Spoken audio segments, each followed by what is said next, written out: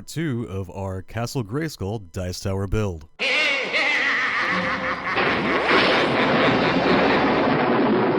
We'll start by opening up some air drying clay and making some of the teeth, which is just a cone. I cut them in half to save on space, and we made 6 of those initially, and a nose piece, triangle, and some tubes of clay to kind of get the eye skull shape around the eye sockets. We start by applying some of the air drying clay to the mouth of the tower, literally the mouth, and then applying the first part of the nose hole. Then we take the individual pieces of the eye socket bones and go ahead and start placing them on there. Notice it's just 4 simple pieces to get kind of an rough eye shape. And we start to take those individual pieces, squishing them together kind of in a upwards triangle area, and squishing that air drying clay really into the foam as best as we can, trying to get it to connect. I found that if you put some water on the foam and on the underside of the air dry clay, whenever you apply it down, it sticks a lot better, allows it to adhere. I'm going through and just trimming away some of the unneeded air drying clay so we can get that final form exactly how I want it. I want it to have a little more sharper edges, be more bone-like, monsterish. I want to make sure and get the insides as clean as I can, finalizing the shape on the interior and exterior, getting the clay out of the grout areas of the bricks if you didn't want it there. Notice here I'm taking it away entirely from a couple brick sections because I felt like that would be more interesting in the overall shape. Now we're going to be texturing the teeth and, well, everything, but we're going to start with just this kind of a pokey tool, and I'm scraping away some of the top layer of the air drying clay, putting my finger underneath to support the tooth while I scrape away at it. This is to add texture. You'll see some great shots of this at the end Here we are texturing the teeth along with the rest of the sculpture, being very gentle, trying not to break the air drying clay.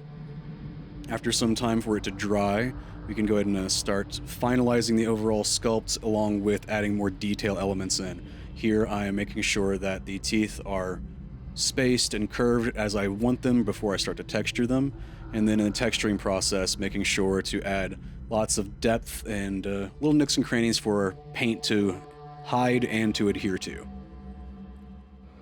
We want to add as much detail as we possibly can at these early stages to make it easier for us in the end during the painting stage. The detail that we add now will show up immensely better once we get to the final stage, once the clay is dry and ready for paint. Here we begin making the foam circle for the lid of the dice tower. The plastic lid that came with the container is not going to be strong enough to hold up to the kind of abuse that a dice tower would be using. Make sure you use plenty of hot glue on this to make sure it stays. Temporarily reattaching the lid to the body of the tower, we can see how we can measure out how large the foam bricks will be for the top. We're measuring out a rectangle to be cut out from the foam and the top of the lid. We're going to be gluing some individual textured foam boards to the top of the foam. The individual cut-out foam boards allow for better spacing of those boards, and it adds a little bit more of reality to your building. This is a great way to use up some of the scraps you had left over from any other previous builds, or in this case from the first part in this series.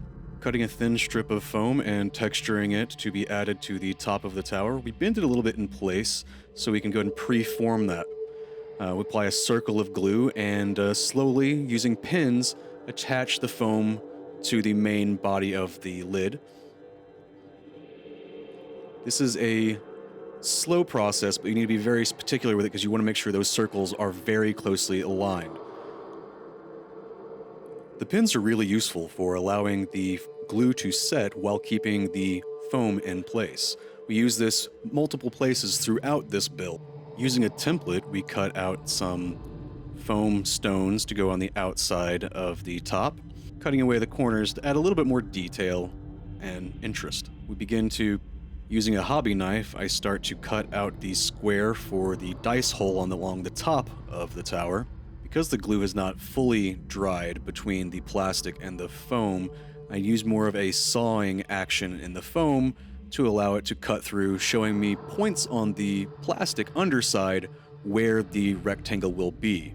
Then, using those points on the plastic part, I slowly and carefully cutting along the plastic. It is very easy for the blade to slip and either cut into the plastic too deeply or hurt yourself. Again, taking some of the leftover boards, we're going ahead and attach those to the inside of the dice hole, just to kind of hide the foamed plastic where it meets and just add some more interesting visual detail. Adding small pieces like this help to refine the design and add more interest overall to the finished build. You see, once again, I'm using pins to hold the foam in place while the glue dries. I begin to match up and space the triangular shaped foam bricks for the outside of the top, allowing a little bit of spacing behind them with a scrap of foam so I can get that even throughout, just to add a little more interest, using pins to hold them together while the glue sets up. The glue, while it is tacky and does set up pretty quickly, does take a while to dry. Using hot glue and some pins to attach the foam to the outside of the top. One of the mistakes I made going into this project was purchasing a small, very cheap glue gun. It's not very great. I mean, it works, but it's not very great. I wanted to add some more visual detail to the back of the dice tower. Ripping up a sheet of tissue paper, then applying some Mod Podge. Twisting the tissue paper with the Mod Podge on it allows it to become more rope-like or vine-like in its shape. I end up making 3 of these. One I rip in half. It kind of ripped itself in half, but that happens. Attaching them to the back of the dice tower isn't exactly the easiest. I found that if you apply some Mod Podge to the foam bricks and to your fingers, making sure everything is nice and lubricated, there's a much better chance of them staying attached instead of just falling right off. If you really squish the fibers down in between the cracks, it makes it seem more like an actual vine growing up the stonework and makes it adhere just a little bit better. Now we're getting close to finishing, and I didn't have any of my black Mod Podge made up yet, so I took a jar and every variety of black paint that I had. I actually had 3 different types of black and used all 3 of them here, along with some black India ink and a little bit of brown ink as well. I wanted to try and get the Mod Podge as dark as I possibly could, as closest to black. It still comes out a little bit gray when you first initially start painting, but it will dry black. You'll see that in the shots here coming up at the end. Here I am making the Mod Podge mix from a different angle, again, using 3 different types of black, India ink plus brown ink. Really makes for a very dark concoction, and you want to make sure to shake. I don't show it here, but I probably shook that thing for a good 5 to 7 minutes to make sure that the mix was, mixed. Much like the base coat, I didn't have any wash to go on over it, so I went ahead and started making some of that. Just took a bottle of water, some black paint, again, all the black paints, and some India ink, and I think, a little bit of brown ink as well, and you've got a nice wash. Taking your base coat, go ahead and paint the entire surface area, making sure to get in every little nook and cranny and crevice you can. I didn't put any on the underside of the lid where it was going to be attaching to the main body. That's because I felt it wasn't going to make a good adherence, because I wanted to glue that together, and having the base coat in between there would just complicate things. Now let's take a look at some of the glamour shots.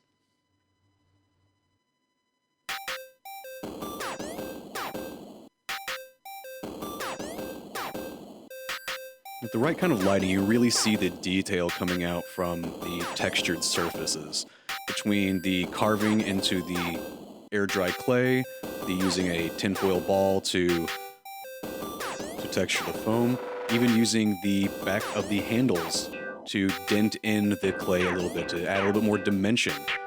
Scraping the surfaces, poking little dots here and there. You can really see that all of that texture that you initially put in really comes out once you apply the base coat. When I was base coating the top and the body of the dice tower, I did so separately, just to make sure I got all the coverage in between where they would be overlapping, along with down on the inside of the dice tower, to make sure that is blacked out as well. Don't really have any shots of that. It's kind of hard to get a camera inside of a small tube thing. As you can see, I went for 100% coverage, as much of the base coat as I could get on there and into every little crack and crevice. I didn't want to have anything that wasn't going to be protected.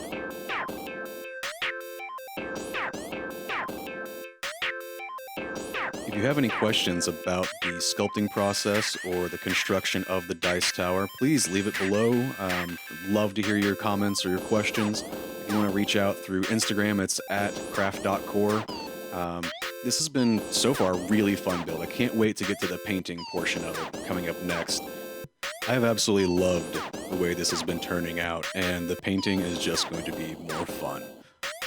It has been an absolute blast making this dice tower. I hope everyone is enjoying the videos as much as I've enjoyed making this for you. Please stick around for the next episode coming in a week.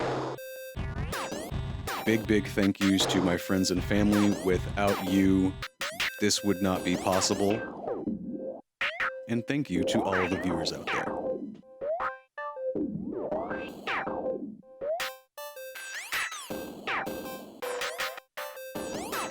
And don't forget to LSD. That's like, subscribe, and ding the bell.